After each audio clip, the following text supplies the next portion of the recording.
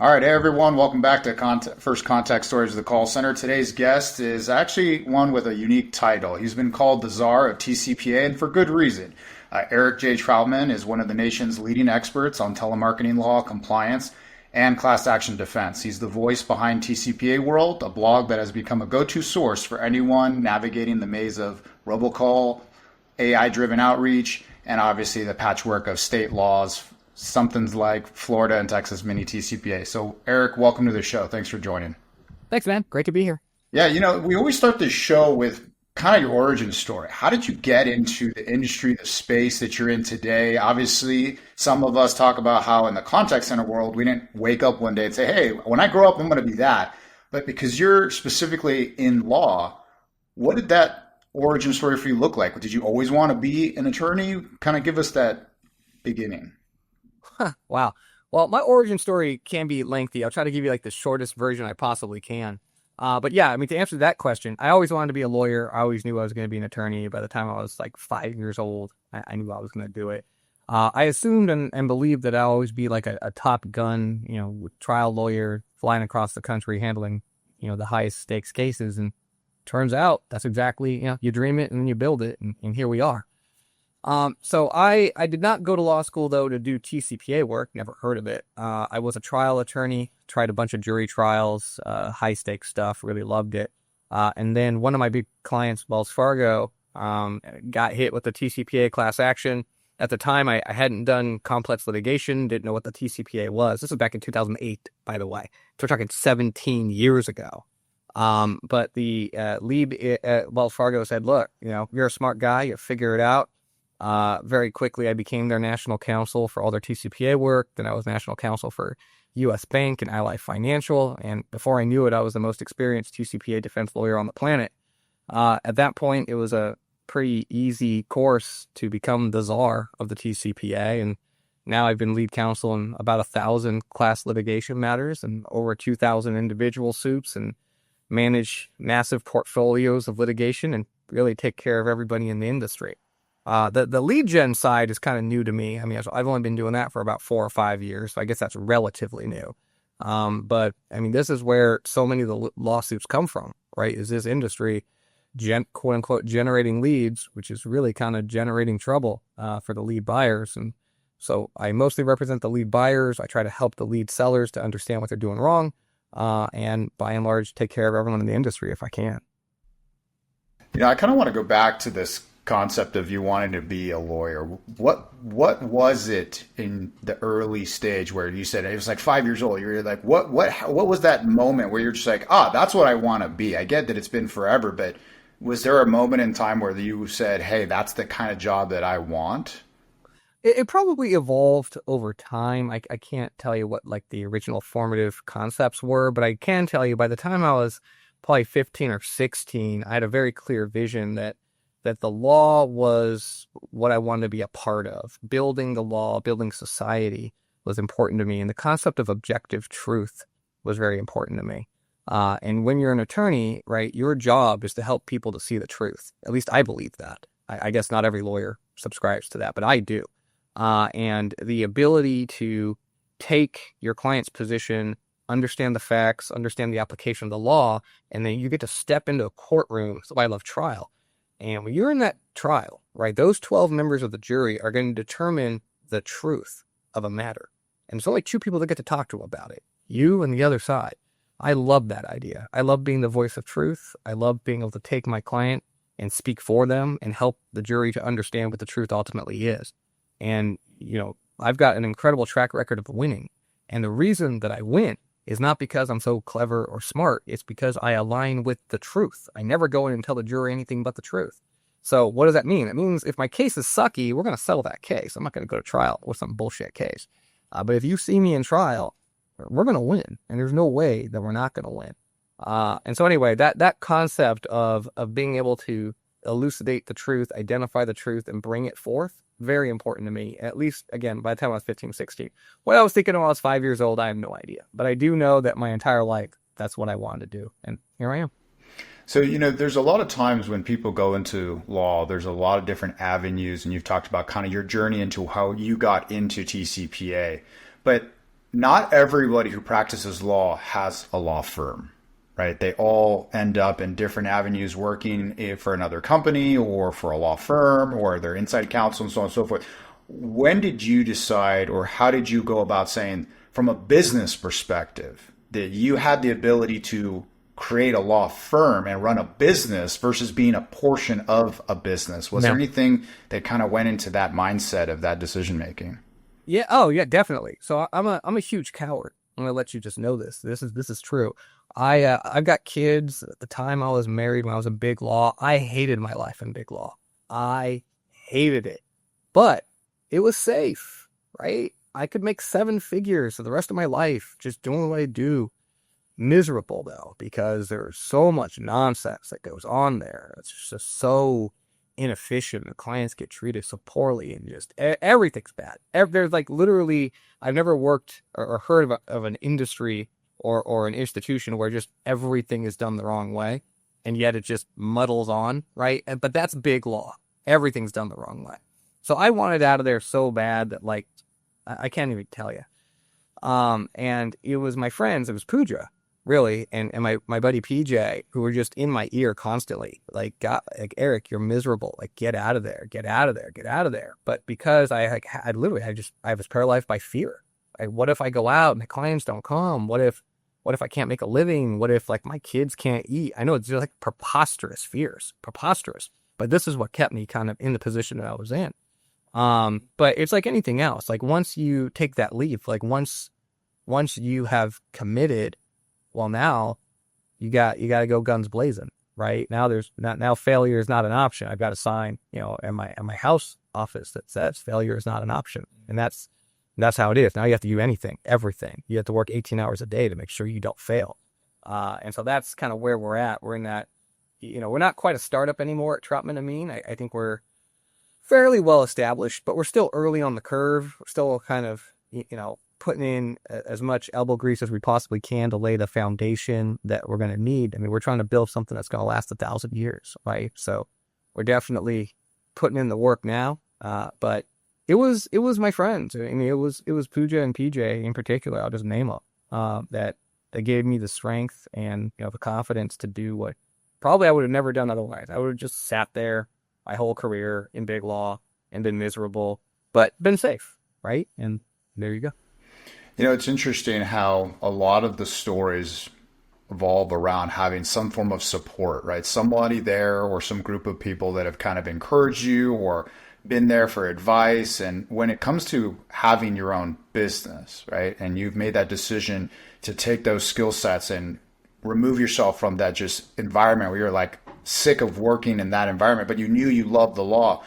Were there any surprises or things that were harder, easier than you thought when you actually created the company, when you started running a company and had to do all the stuff that it takes to run a business versus just focusing on the law piece? Was there anything that came to mind that you're just like, wow, this was actually a lot easier than I thought, or like, oh, hey, I didn't realize I had to do this, or this is a lot harder than I thought it was going to be? A lot of surprises, pretty much all positive. I got to tell you, the first surprise was that all my clients came. I don't know why that was surprising to me. But it was. I was so happy, I still am so incredibly grateful that, every single one of my clients just came right along. And most of them said words to the effect of, it's about damn time, right? And that was amazing. And I was surprised by, how easy it was to give them great results and to build out a fantastic team. I mean, really backing up, this whole experience has taught me a lot about, the concept. I'm trying to think of what the right word would be. Fate might not be the right word, but the concept of just kind of like trusting that the universe is going to take care of you, right? Like if you work really, really hard and you treat people the right way and you're generous and you're grateful, like it's going to work out, right? And I have experienced that firsthand on a level that, I mean, it's beyond just like words and conjecture. Like I know that I am a clever guy and a smart guy, but there's no way I could have built the team that I built if it was just Eric Troutman on his own. Somebody's looking out for me up there and looking out for Pooja and making sure that we've got just the most incredible people at our side because we've got a purpose, man. Like this is bigger ultimately, I think, than just being a law firm. This is going to end up being a force, I think, in the community and in broader society because we're trying to build that. So, what I have been continuously surprised by is just how incredibly successful this rocket ship has been, despite the fact that I truthfully have no idea what I'm doing, right? And yet we just keep winning and building and growing, and more clients are coming in, and the brand is so incredibly strong, and we've got the reach, right, organization, and essentially the entire industry backing us. It's just been an incredible, incredible ride. And obviously all of that is built on a foundation of 20 years I've been doing this and all the contacts. And, I've done a fantastic job of networking. I'm not going to lie, right? I'm a decent marketer. So I've got some basic skill sets that have helped us to be successful. But that's just kind of, the base level, right? So much of the building and what's gone up around us, I can't take credit for. But I'm so grateful and so blessed and so lucky that it's just working out the way that it is. It's interesting about from the very first time I ever saw and met you and your growing team is what you do around branding, right? The brand of the logo, the way that you dress, the way that you have the czar, all these things, people remember the brand, they remember you and your team. And what I think is different is you do a lot of blogs, a lot of videos, a lot of live commentary. You really have kind of driven out of this traditional role of just legal this department or it's just this business and call us when you have a problem. And, you know us because of our reputation, but you have this much greater public facing role. Was that always part of your personality or the brand, or was this something that you had to step out of your comfort zone and go like, I have to find a way to be memorable or to get something out there? Like, kind of talk to me about how did you get into this approach of how you brand your business and even your personal brand? Well, let me start by explaining the concept, then I'll explain how I got into it, right? So the concept to me is pretty straightforward, right? People want a differentiator. If you're going to choose a law firm, like which law firm are you going to pick? So I want to demonstrate, because it's factually true, that we know more than anybody else. So how do I demonstrate that? Well, I just share a bunch of content, right? Here it is. Look, use your own eyes. See it for yourself. I'm not telling you that I know more than other lawyers. I'm showing you, right? I'm not telling you that we're more talented. I'm showing you that talent. I'm going to take my team, right? A bunch of killers. Some of these are younger kids. Some of these are very experienced lawyers. I'm going to put them out on video. There's no scripts. We're not reading off of something like every other law firm does, right? They sit there and they prepare and they have it vetted and they have it double checked and triple checked because they're so afraid of looking dumb, because guess what? They are, right? You take talented people, they're not afraid of it because they're talented.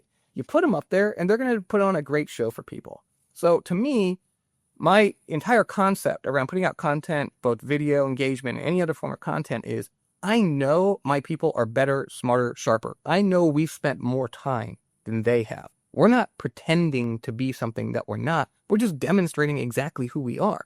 So we put that out there, obviously it's going to be well received, right? So we do this without fear. That's like the primary differentiator, is that all these other law firms, they're just paralyzed by fear. They have no sense of identity and they have no concept of talent, true talent. Now, I'm not going to lie to you.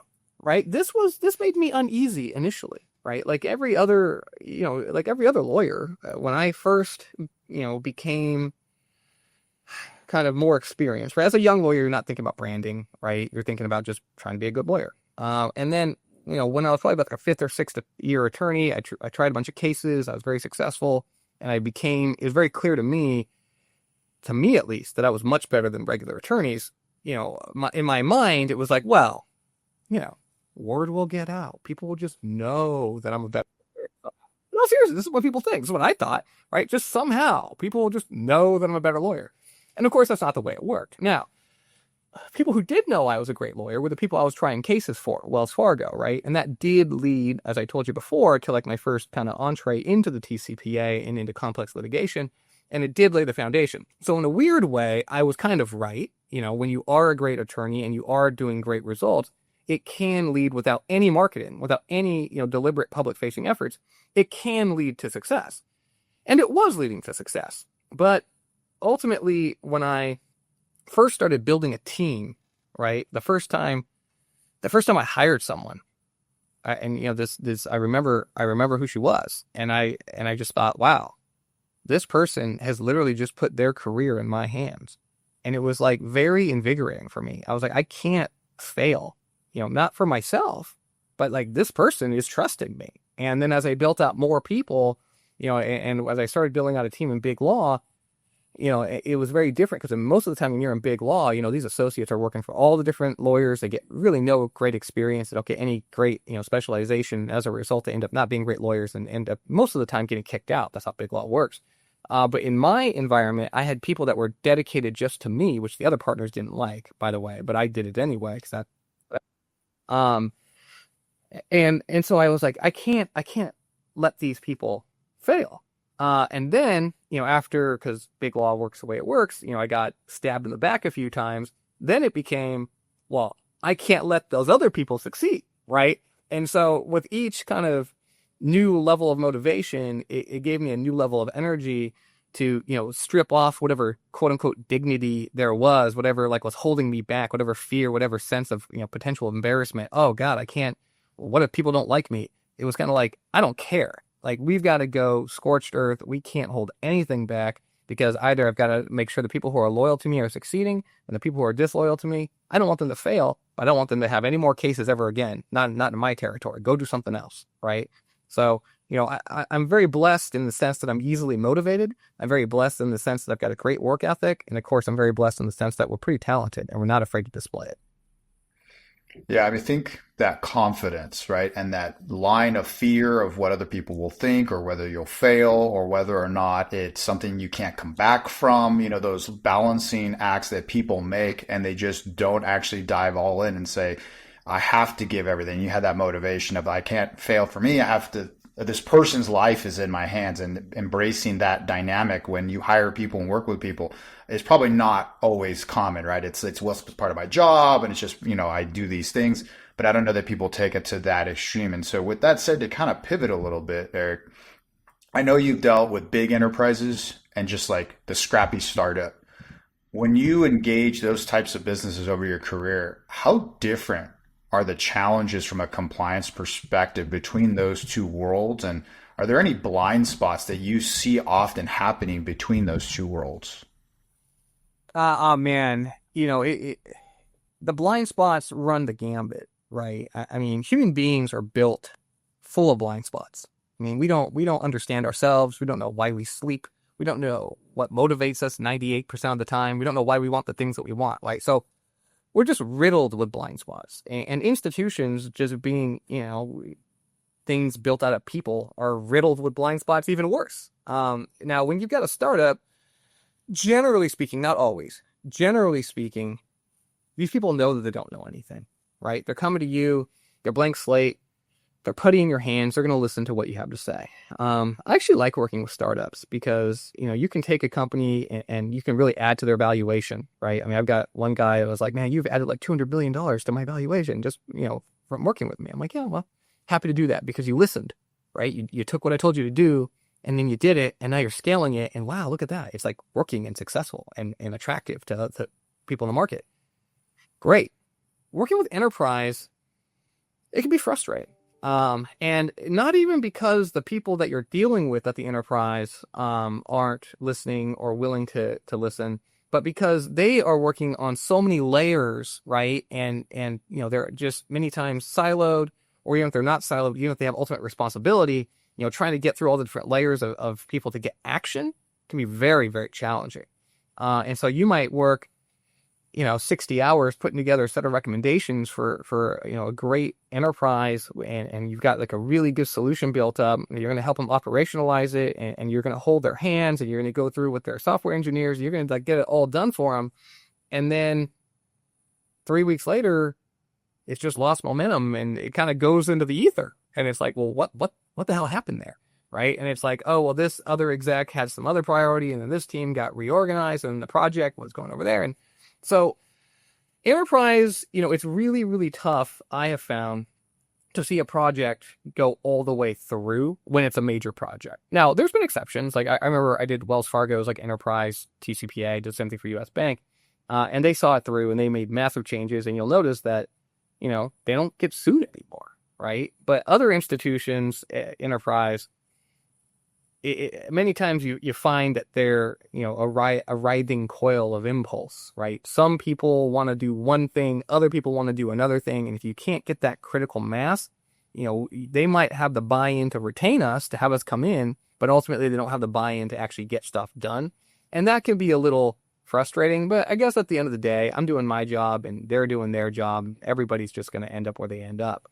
But just in terms of flat blind spots, I have found that enterprise usually doesn't have true blind spots. They just have a blind eye sometimes, if you know what I mean. It's interesting you say that because a lot of times in the companies, regardless of what they're adopting, whether it's a technology, a process, if it's, compliance, you said something earlier about having the buy-in or having the change at some point above of their directive and initiative towards certain projects and things they want to get done. In one moment, it's the shiny object has to get done. Something's driving that. And then all of a sudden, some other thing happens. I know in the tech side, if you don't get your champion, you don't get the people that own getting this thing done and done right by a certain time, it just never gets done. On your end, when you're looking at compliance, which many times is driven by either pain because they got sued for something, or they saw someone else get sued and they're like, oh crap, I don't want to get sued next because I got deep pockets. When you're the enterprise, how do you see the drive between actually getting things done culturally as a business, saying we need to own this, get it done, versus it's just the next shiny object. And then when it's not shiny anymore, it's like, it's not a problem anymore. How do you get companies to actually be engaged consistently versus or is it just shiny object syndrome? Well, I think you nailed it with that word culture, right? And, enterprises have the toughest time maintaining a culture because they're big, right? Troutman Amin is small. We have a culture. We are a cult, right? Because we are so uniformly focused on singular objectives. We put feelings aside and we just kill, right? All day long, we just kill. As we get bigger, I know it's going to be harder and harder to maintain that culture. And one day when we have 5,000 employees, there's no way, right? There's just no way that you can keep that going. So when you've got an enterprise, they don't even have a culture, generally speaking. And if they do, the culture is never going to be wrapped around compliance. So the best that you could hope for is that enterprise is heavily regulated or takes regulation seriously, probably not culturally, not in their veins, but, at least conceptually, yeah, we got to be compliant, right? That's the best you can hope for. Again, what's usually happening because these enterprises are so large is that you've got individual people, right? You got individual people and they are like, wow, this is important. I want to comply. I want to make sure that my, business unit is complying, that the people I'm reporting to are complying, that, the people that I'm responsible for are complying. They will take initiative and they, generally speaking, have enough, right? Like you said, ownership champion, that they can be able to deliver something. And in my case, that something is bringing in Troutman Amin to do a review, doing some work. Now, whether or not everything ever gets done and things get completely cleaned up, that's where I have found it takes more than just one or two people to be committed. The institution has to have that complete buy-in. Or really, the institution has to have a strong enough legal department, right, or compliance department that these guys actually have power over the business leads. And many times I have found the business leads, will say, hey, look, business takes priority. And when these guys get hammered and sued and then, they get deposed and the question is, well, why did you do X, Y, or Z? It gets real hard to answer those questions. But by the same token, again, I'm not here, as an attorney, especially as outside counsel, I'm not here to make these determinations for people, right? My job is to tell you what the law is and to give you insights and the ability to execute strategies that will comply with the law while hopefully creating as little drag on your business as possible, right? That's my job. If I give you these options, if I give you these recommendations and you choose not to take them, okay, right? Like, I don't care, to be honest with you. I really don't. I will defend you if you then get sued, and I will tell you with a wagging finger, I told you so, but your decision is your decision, right? And it's not ultimately my decision. And, I came to become very comfortable with that kind of early in my career because I know what my role is. I know what my job is. I'm counsel. I'm an advisor, right? You go to a marriage counselor and the marriage counselor tells you to stay together. You don't have to just because he tell you to, right? And it's the same thing with an attorney, right? You talk to me, I'm going to tell you what I think you should do. You don't have to do it. And I definitely don't take it personally if you don't. In fact, it generally just makes me more money down the line. So, because at that point, they'll definitely need you. This is James. James is a contact center manager with a passion for philosophy and hiking. As a kid, he made a promise to himself that he would always follow his passion. Today, he ponders on the thought that this promise is probably the best decision he ever made. Today, James loves his job just as much as he loves hiking. So much that he sometimes brings the scent of fresh pine and the tranquility of the mountain streams back to the office with him. With Nobel Biz as his company's provider, James found the necessary peace of mind to finally bridge the gap between his passion and his work. By choosing to partner with the promise-keeping voice and software provider of the industry, contact center technical issues, downtime, and poor customer experience are now a thing of the past. In an industry ruled by uncertainty, Nobel Biz combines balanced pricing with the highest quality, topped off with outstanding support. But above all, Nobel Biz delivers peace of mind to contact center managers and owners. And for the first time, James hit that sweet spot of focus and confidence that is allowing him to take his business to new heights of profitability and success. After all, you know what they say, promises are the uniquely human way of ordering the future. Nobel Biz, the promise keepers of the industry.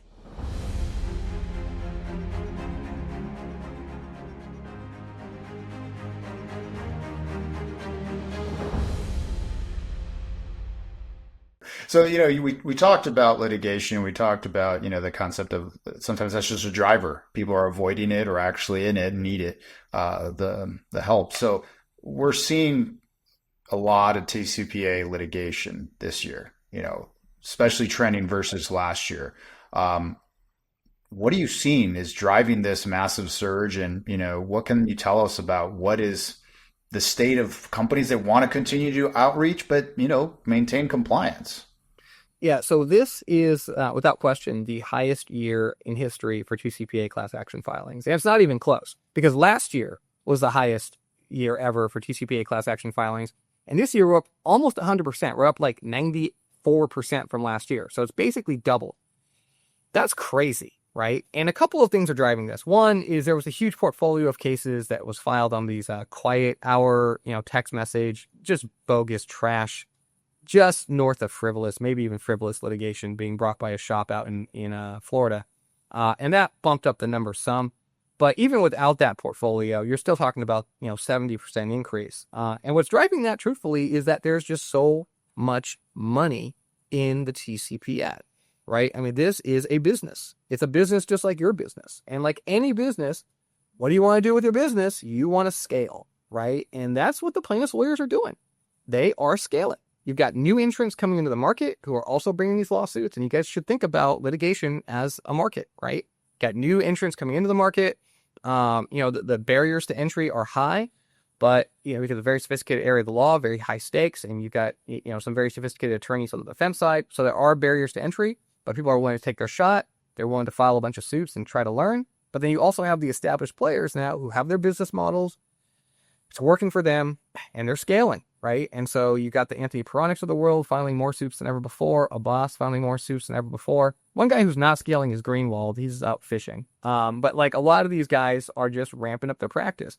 And as a result, you've got a really interesting new kind of flavor, if you will, of TCPA litigation, where it's really running the gambit in a way it hasn't in a few years. For the last few years, it's basically just been like the pros in there, right? I mean, it's like the ultimate, most dangerous place to litigate, because it's like multi-billion-dollar complex litigation in federal court, and all the guys bringing the cases more or less were like pros. Now it's interesting because for the first time in a few years, you've got new entrants, and some of these guys don't know what the hell they're doing, right? So it's an interesting opportunity. If you hire the right defense lawyer, you can pick on some of these new, less experienced, I won't say bad, but less experienced lawyers and get some good case law, get some cases that find, for instance, your system's on ATDS, or find that your system, your policies are compliant. And, it's actually an interesting opportunity to get yourself a shield that you can use in future cases, or protect yourself from being sued again. So there's a little bit of opportunity actually in this huge increase in filings.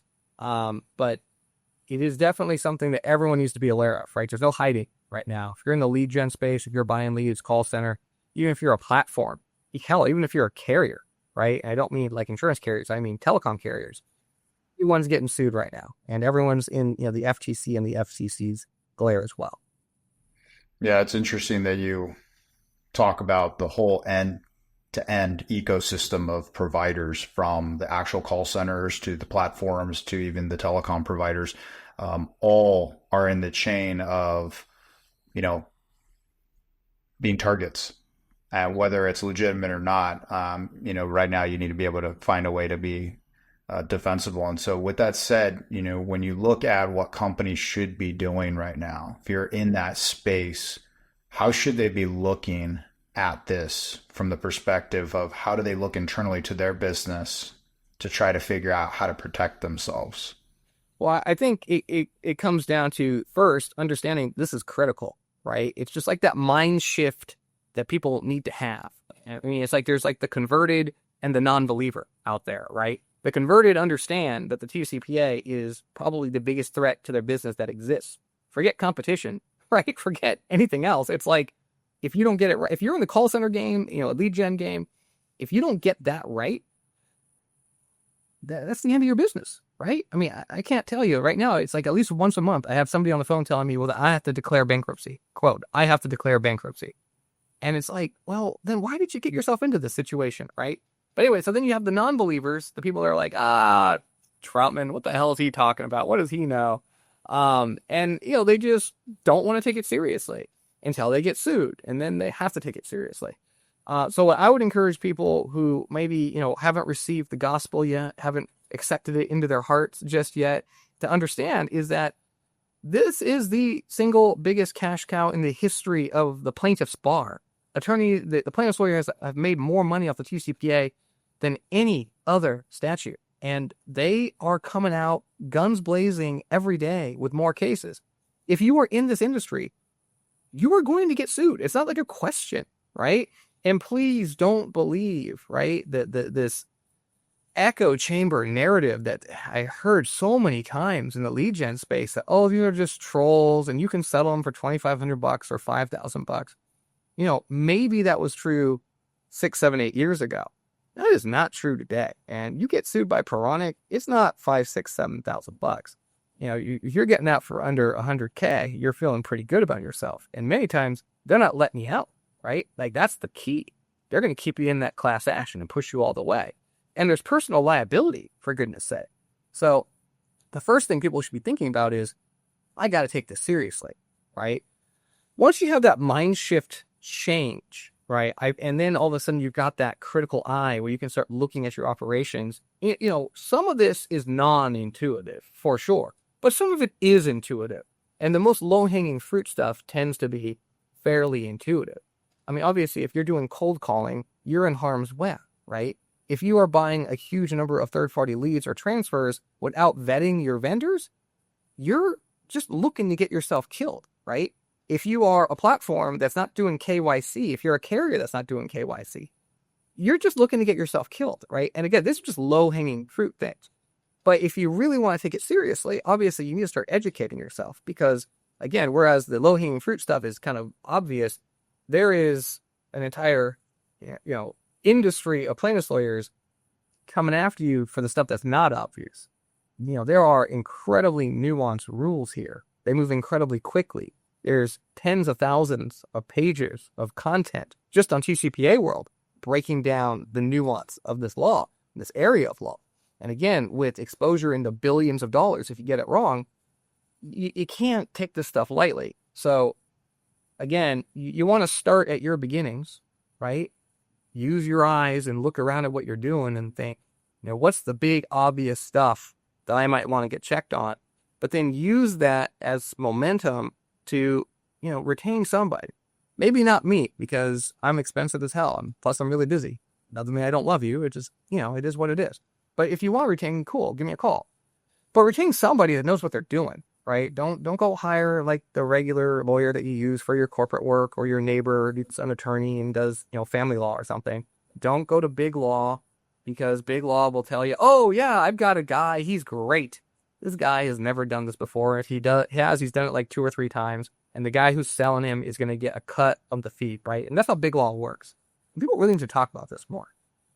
You go to big law because you've got a securities lawyer and he's really good. And maybe he is really, really good at securities, right? And then you're like, hey, I've got a TCPA case. And trust me, and every big law firm, trust me, they're going to tell you, oh, they've got a guy, right?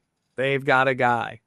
And what they don't tell you is that if you hire their guy, the securities lawyer is going to get 1/3 of the fees that you pay that guy. It's going to go straight to his pocket, right? Because it's like this huge commission system at big law that nobody talks about, right? Nobody talks about that. You want to call it a kickback, call it whatever you want. But that's how the model works, right? Your lawyer is incentivized to sell somebody else at his firm and tell you how great he is. And that is what gets people into the biggest trouble, is they fall for this stuff, which I don't blame them, right? They're trusting their lawyer. There's plenty of conflict of interest. It's undisclosed. It's bad. The state bar should shut this stuff down. I don't know why they don't. But they get themselves in trouble hiring big law attorneys who really don't know what they're doing. So go out there and make sure that you find somebody who does this TCPA for a living. Don't go hire somebody that does other stuff and is just going to try to figure it out for you. No, don't do that. You're going to like ChatGPT something and it's not going to work out. Okay. Find someone who knows what they're doing. That is it's not legal advice, but that's my practical advice to every single person hearing my voice. Find someone who knows what they're doing. So talking about things around topics that one would know really well, talk to me about how courts have recently held cell phones being considered residential lines for do not call purposes. Obviously there's a lot of long-standing assumptions around this dynamic. What kind of practical impact, does this type of ruling apply to like the contact center CX space when we're talking about outbound?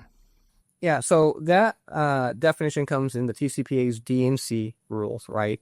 Under the TCPA, hopefully you guys all know, there's 2 sets of rules. One is the regulated technology provisions, and one is the D&C provisions. Under the D&C provisions, right, you cannot make an unsolicited telephone call for marketing purposes to a residential subscriber. That is the language. Since time immemorial, since the dawn of time. In the beginning. That word came out poorly. The FCC has held since 2003, in all seriousness, that a residential subscriber includes a cell phone subscriber who uses the cell phone for personal purposes. And the courts were bound to follow that ruling. And so there are many, many, many rulings to that effect. Now, that all changed with the Supreme Court's ruling in the case called McKesson, where they threw out something called the Hobbs Act, which was the law that required courts to follow the FCC's edicts. So now, since just about 3 months ago, the courts don't have to follow the FCC's requirements anymore, and so they are free to disregard the FCC's finding that residential subscriber includes cell phones when they're used for personal use. But there's inertia there, right? So the first few cases that I've looked at it, now there's been 4, all of them brought to you by Big Law, by the way, and they've lost all 4. And the courts have found that a cellular phone is a residential line because the words are, line aren't actually in there. It's residential subscriber is in there. And they figure, hey, look, if I'm using my phone at my house, then I'm a residential subscriber. What they're overlooking, of course, is that phones aren't tied to residences. Phones that are cell phones are mobile, right? They are used everywhere. And so I think there's a very good argument to be made it hasn't been made by big law, but a very good argument to be made that residential subscriber must mean a subscriber to something that is tied to a residence. We're talking about a cellular phone that is tied to nothing and floats around in the whole wide world. And the statute doesn't say personal use or consumer use, and other statutes do say that. So Congress knows how to dictate consumer usage versus non-consumer usage when that's what it intends. It didn't. It said residential, ties back to legislative history, concern about activities in the home. That is the argument that should be being made, right? Not the argument that big law is making, of course. And the phenomenon here is just actually something pretty funny on my podcast, Deserve to Win, episode 35. We had Anthony Veronic, the Wolf, on, and he basically admitted that the plaintiffs' bar doesn't bring these cases against Troutman Amin's clients, right? They will dismiss the case if we're involved. They'll find the lawyers that they think are less likely to be successful with their arguments, generally big law, and push them. And that's what they're doing, right? The plaintiffs' bars are very, very smart. They know how to find the right plaintiffs, right defense lawyers, the right jurisdiction, the right judges to make their arguments. And so they keep winning. And, in fairness, it's easier for them, right? Because they're just representing people. And they just tell the person, hey, just dismiss your case, right? The defense attorneys don't always have that option, right? If I'm representing a company, it's not like I can be like, oh, well, just write them a big check and settle the case. You kind of got to fight them where you find yourself. That's not the case for the plaintiffs' bar. So they do have that tactical advantage, but man, strategically they operate as, they hunt in packs. They really do try to find the strongest cases against the weakest opponents in order to make law. And they're doing it right now with that residential cell phone subscriber issue. That whole concept of going after weak points, areas where there's the highest likelihood of a win, and avoiding areas where, it's probably unlikely. There's just so many parallels in life that applies to. And with the amount of volume that we're seeing this year, the cracks in the armor, when you talk about building a shield around yourself, you can just see all these paths of where this comes into play. So it's interesting to see how, as much as one could say I'm doing right versus, I'm not involved enough to know if I'm doing right, there's obviously a group of people that are focused on exploiting all those avenues of where they know they can enter. And so with that said, you also talked about, coverage around the Shell Fuel Rewards SMS case, and you kind of highlighted how seemingly harmless loyalty programs can now trigger this huge TCPA exposure. Can you kind of provide some lessons learned from those types of cases? Well, I mean, it's a very common fact pattern right now. In fact, I think the most common fact pattern is like lead gen, right? Just leads to class litigation. Probably the second most common right now are these loyalty programs, right? Because these big retailers will have sometimes millions of people, certainly hundreds of thousands, tens of thousands, who have enrolled at some point. And what I've found is that many of these brands, even big brands, folks you've heard of, have a tough time proving consent because, they've got all these call to action displays. They've got, 1,000 commercials. They've got it on pizza boxes. They've got it on billboards. You know what I mean? It's like, how do you track when that person has used a keyword to come into your text program? How do you track that they actually accept they gave you express written consent? How do you demonstrate a signature, which is what's required, right, for express written consent? And then what's actually driving litigation right now is less consent issues, which are a problem, but more the DNC issues, right? So you've got, quiet hour litigation. We'll put that aside because I don't consider that to be real litigation. I consider that to be a shakedown scam. But what you are seeing is, stop notifications that are going unheeded. And increasingly now, following the April ruling from the FCC, right, you don't have to just use the word stop or quit or end. You can say something like, I don't want to hear from you anymore. Knock it off. Leave me alone, right? Free form messages that, if you're a judge, you know what that means, right? Cease and desist. Leave me the hell alone. That's pretty clear. This person is asking you not to communicate with them anymore. But guess what? The Twilios of the world aren't picking that up, right? So you, as a retailer, have to be able to honor imperfect stops. And these retail brands with these big text programs, increasingly they're having a tough time with it. I mean, Albertsons just settled a case for $6 million that was 100% tied to failing to stop messages that were being received by consumers who were in their text phone, right? So this is it's a serious issue for retailers and really for anyone that's using a recurring text program to make sure that you're honoring those stops and, of course, documenting your consents on the front end. Yeah, it seems like low-hanging fruit, right? That you have a way to track and you have a way to figure out what you're tracking is holistic enough to encompass all the things that are there. But it sounds like it's a problem, and it sounds like enough companies haven't figured it out. And with that said, things that people are still trying to figure out, AI is everywhere. Everyone's talking about AI. Everyone's talking about how it's going to impact the contact center world, but also globally, other roles and jobs. And obviously, we've seen AI talked about of how it'll impact the law and how people actually run the work of being an attorney.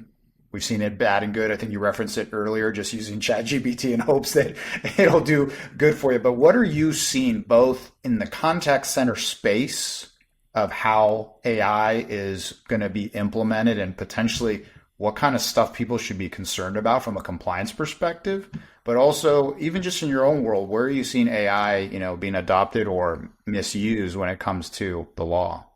Well, I'll start with the law, right? In my view, AI has absolutely no place in the law. Any attorney, any law firm that's using AI is going to get destroyed. You're going to get smoked because you're going to lose. Ultimately, clients are not paying you to take the easy way out. They're paying you for judgment. They're paying you to use your best efforts to deliver them a win. If you're abdicating any of your job as an attorney, any of your judgment, any of your wisdom, any of your experience, and just trusting an AI platform, and you just sold your soul to the devil, and you're going to lose. And I'm going to make sure you lose because my firm will never, ever, not one time use AI. And I love it that like Latham & Watkins just went out and like deployed generative AI for all of their lawyers and all their legal professionals to allow them to do briefing and legal research with it. Disgusting. Like that is the graveyard of empires. And I look forward to 5 or 6 years from now seeing that firm crumble. You brought it upon yourself. I definitely do not feel bad for you. So I think AI in the law is the biggest joke that there is. As I watch people adopt it, I laugh. I just think, well, you are obviously not smart enough to understand that you just slit your own throat and therefore don't deserve to have clients. And so I look forward to taking them. Just a matter of time. Totally different in the contact center world, though. And in many places in the broader, universe. But in the contact center, I think there's great uses for AI because unlike the law where, having deep knowledge, understanding, wisdom, and judgment is a requirement of a good attorney, that's not true for call center operators most of the time, at least not for the front end people. So I think there's a lot of opportunity to, replace some of these low-wage workers. I know it's a terrible thing to say, but I mean, it's just the truth, right? With technology that can get a better result for less money, right? And that's the key. Better results for less money is good. In the law, you're not getting better results, and you probably never will. There might come a day, I don't know, 5,000 years from now when, I can outtink and outknow really, and truthfully and out-judgment somebody, but we are nowhere near that. But we are when it comes to call center employees whose job it is to get on the phone with somebody, find out how much money they make, find out what they qualify for, and then transfer them to a loan officer or to an insurance agent for a quote, right? This is definitely something that AI can do, and frankly, better than somebody who is just a low-wage employee. So I think there's a lot of opportunity there. And then there's lots of opportunity for targeting and scoring and data analysis as well, right? From a compliance standpoint, currently today, as I see here talking to you on, in August of 2025, there are no disclosure requirements around the use of outbound AI. But that is likely to change in the voice channel. There is in the chatbot, for instance, in California, that is likely to change over time. So pay very close attention. And if you want to just start adopting a program where you identify, hey, this is so-and-so, your virtual AI agent, or I'm, here to, assist you using AI to get you the best rate or whatever you want to do, you might want to think about doing it now, but you don't have to, right? But there are going to be disclosure requirements soon, pretty much nationwide, I suspect. But in terms of using AI for other purposes, if you're in a heavily regulated industry like finance, mortgage, you got to watch out for reverse redlining issues. You got to watch out for your technology, creating profiles based on protected classes. But there is a lot of really good uses for AI, particularly if you're not in a regulated industry. If you're just selling home warranties or something, you can definitely use AI to leverage to find, great folks that you might want to be contacting. So, I mean, there's a lot of opportunity, much more, obviously, I'm just an attorney, right? I don't know the ins and outs, and I can't tell you all the brilliant deployments that AI might have, in the call center space. But I can tell you, if you're talking about outreach, right? Anytime you're talking about outreach, you got to think about TCPA issues. Anytime you're talking about modeling or scoring, you got to think about data privacy issues, right? Those are the two big things you need to think about. And of course, if you're training your model on, copyrighted works, you've got to think about copyright protection. But most of my people, and probably most of your listeners, aren't doing that. They're just basically looking at their own data sets. What about when it comes to consent? Being able to acquire and manage consent when you're leveraging AI. Is there any concerns that you're seeing or could see as people start to adopt these technologies for acquiring and maintaining that consent? No, AI is a great engine for obtaining consent if you can trust it, right? To me, with any Gen AI, you always have to kind of wonder, is it behaving? But assuming that you built your model in a way where it is behaving, you can use Outbound AI in some instances to acquire consent. You have to really put a fine point on that.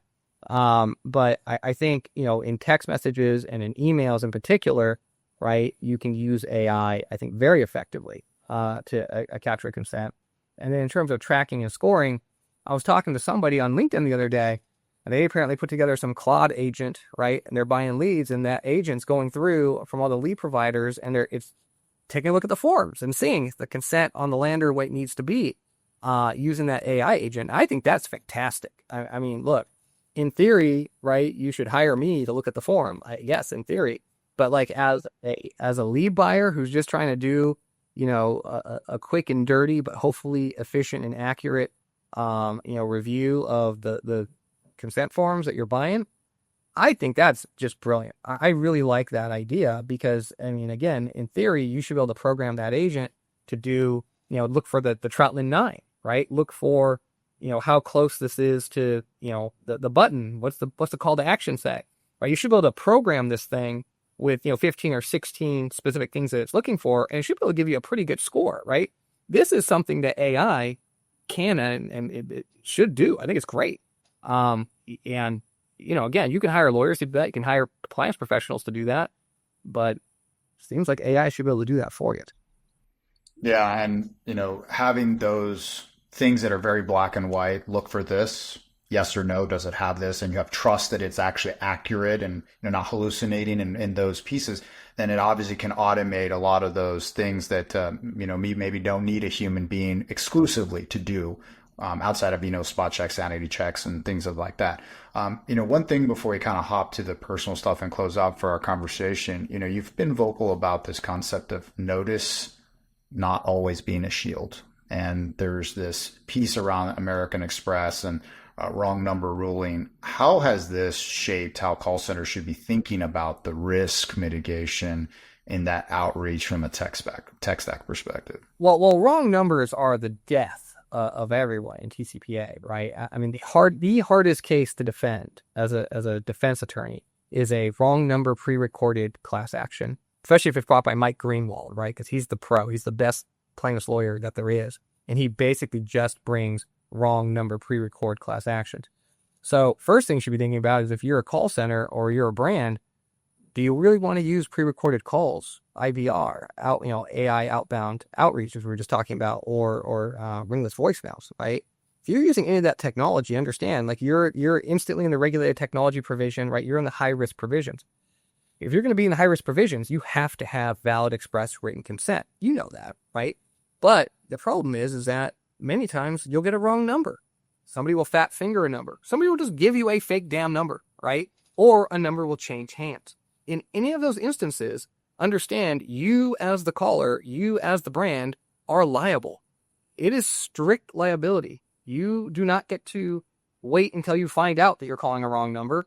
You are instantly on the hook as soon as you attempt that call to a number that you did not get from the right person or who gave you the wrong number. So, what does that mean?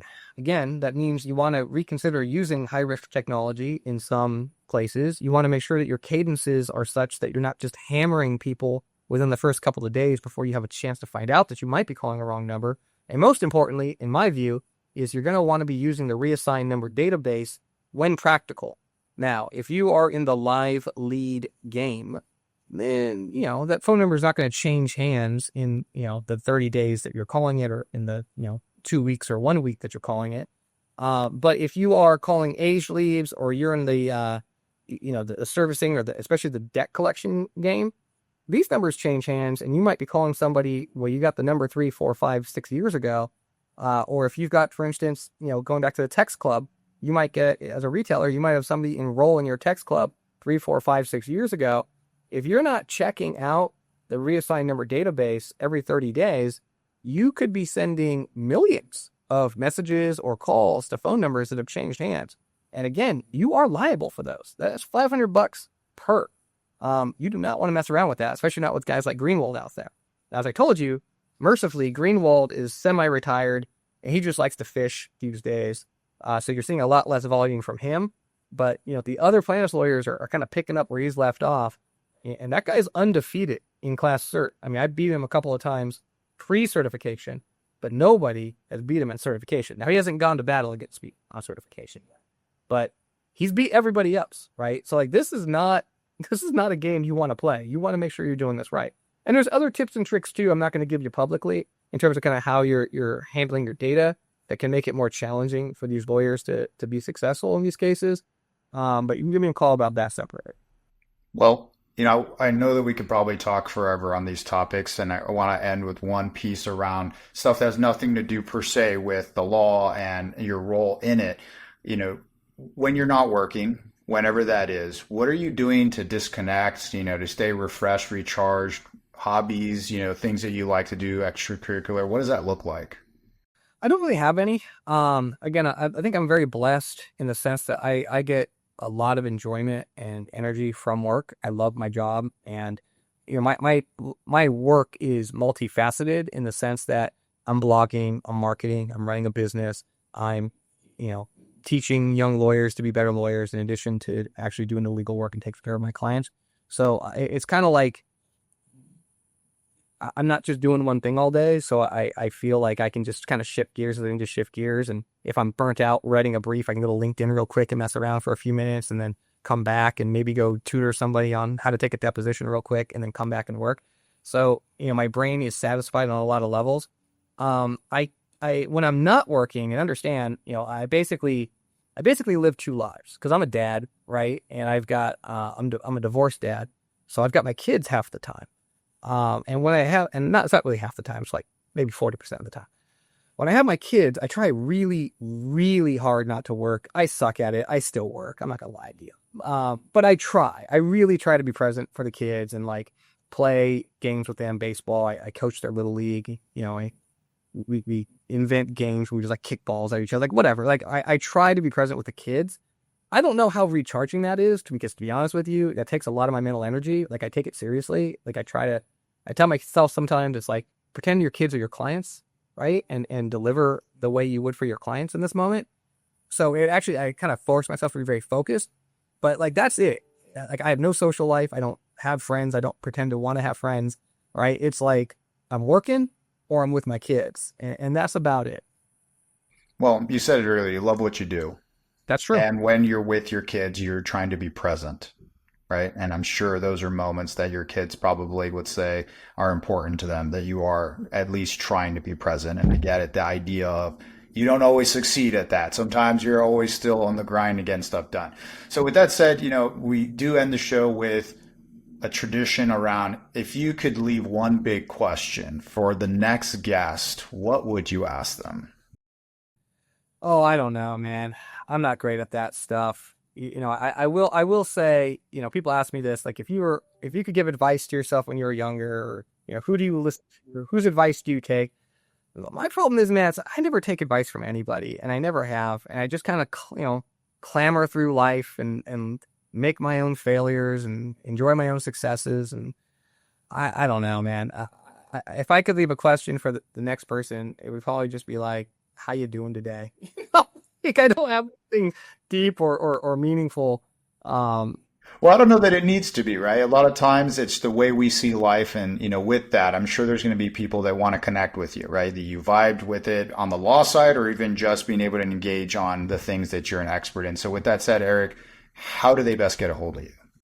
Oh, yeah. So I'm pretty easy to find, right? TCPA Czar, Eric Troutman. Visit troutmanamin.com, TCPAWorld.com, our YouTube channel, @DeserveToWin, LinkedIn, Eric J. Troutman. I'm pretty easy to find. But shoot me. But ultimately, all communication channels with me are back to email. I don't text people. And that's not true. Sometimes I hate texting. I don't like talking on the phone. Video engagement's great, but email is the way I communicate. So Troutman@troutmanamin.com. But you can find that on the web. Awesome. Well, Eric, thanks so much for joining the show. Appreciate you coming on. And obviously for those that were listening today, thanks so much. Obviously, if you love it, subscribe, and we'll see you next month. I'm Christian Montes, and thanks for listening. Good show. See you, man.